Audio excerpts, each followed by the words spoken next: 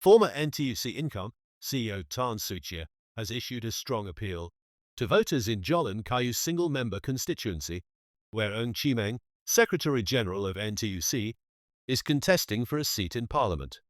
Tan served as CEO of NTUC Income from 2007 to 2013, and subsequently as Group CEO of NTUC Enterprise from 2013 to 2017.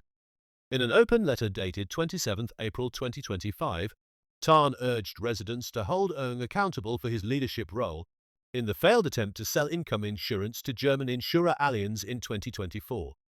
On Svent in July 2024, Allianz announced a 2.2 billion Singapore dollars plan to acquire a 51% stake in Singapore's Income Insurance Limited, aiming to elevate its position from the 9th largest to the 4th largest composite insurer in Asia.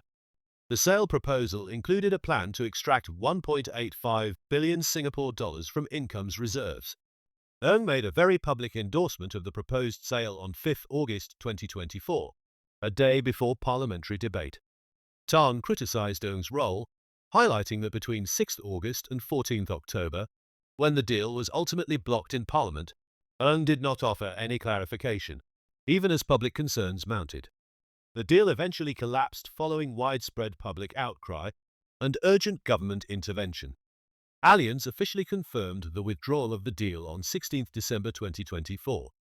In his letter, Tan revealed that he had privately written to Ng, and NTUC President K. Thanalechemi in late July 2024, to express his concerns regarding the proposed sale. He also posted extensively on social media to alert the public to the risks and implications of the acquisition. Despite these efforts, Tan alleged that Ng neither responded to his private representations nor engaged publicly on the issue as scrutiny intensified.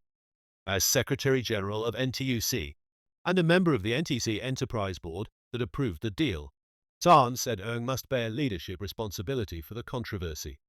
Tan argued that now, as Ng seeks the mandate of Jolon Kayu residents, it is both fair and necessary for voters to question his role and decisions.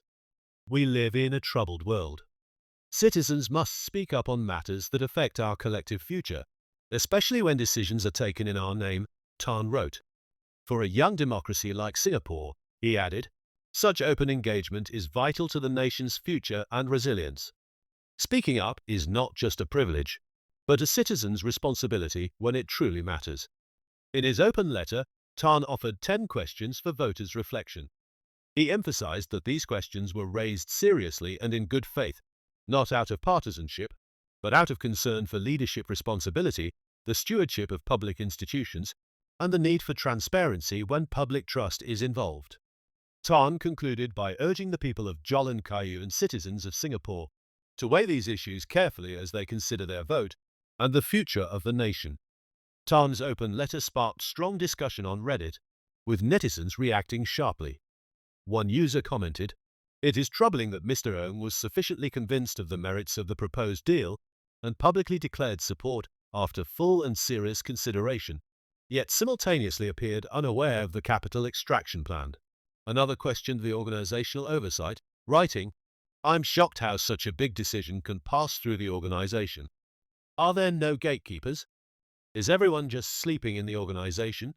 They also questioned internal controls, noting, "In corporate, something like that must have gone through multiple rounds of meetings.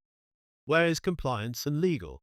Several users highlighted deeper concerns, stating, "The real red flag isn't that they tried to sell NTUC Income. It's that they thought no one would care. If Singaporeans hadn't kicked up a fuss, they would have gotten away with it." Others noted that Ng was not the only one who should be held accountable. They cited Workers' Party leader Pritam Singh's remarks at a WP rally on 26 April, highlighting that the other Labour MPs kept their mouths shut throughout this entire debacle and should also be held responsible. Some users also noted that Ng had so far avoided tough questions by saying that NTUC was conducting a review, which they suspected was a stalling tactic intended to outlast public outrage. On 26 April, Ng defended his involvement in the Income-Allianz deal in response to media queries. He stated that the proposed sale was conducted in good faith, and that a review had been initiated after the government halted the transaction to learn lessons from the episode. Ng reiterated this point during his rally speech on 27 April, saying, "I've initiated a review in NTUC enterprise so that we can learn the right lessons humbly and do better for fellow Singaporeans." Ng's candidacy in Jalan Kayu SMC drew sharp criticism from netizens. One user remarked, "I see him as a traitor to the lower income and middle class folks. I cannot in good faith vote for him."